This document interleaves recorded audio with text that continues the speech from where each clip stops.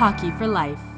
Hockey Alberta. Hey, it's Ron MacLean, and as you know, my Hockey for Life begins in Red Deer, Alberta, now the host of Hockey Net in Canada and Rogers Hometown Hockey.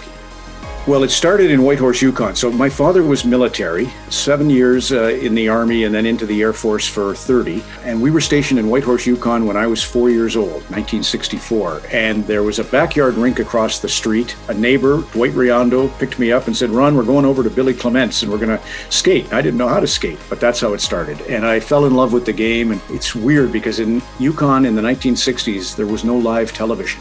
The Annex satellite didn't go up in the sky until 1967-68. So I actually watched the 67 Leafs Cup victory on videotape. I grew to love it through Hockey Net in Canada, like so many of us. And then ultimately, when I was 10, Dad's getting out of the Air Force and chooses Alberta as the land of opportunity and finds his work in Red Deer with the K Division of the Royal Canadian Mounted Police. And by now I was hook, line, and sinker into playing hockey, and I got on at a little community rink in Eastview and Grandview. Both had community rinks, and I started skating there. And yeah, I had great coaches, Jack Small and Jerry Baker. Just so many great memories of playing the game. And then ultimately I had a lucky break. A buddy of mine at high school was working at the local radio station, CKRD. He couldn't go in, he was sick, so he said, phone Ron, it's just operating, button pushing.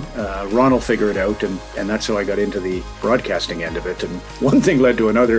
Eventually they asked me to be a hockey host, and here I am.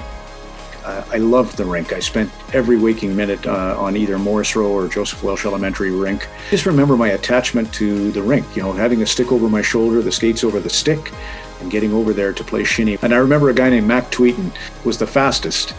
And one day I caught him. He was on a breakaway and I caught him. And he said, yes, Ron, you caught me, but I had the puck. When you can catch me and you have the puck, then you will be the fastest. So little things like that all just swirl when I think about Joseph Welsh Elementary and the great gift of, giving kids an opportunity, which is what rinks do.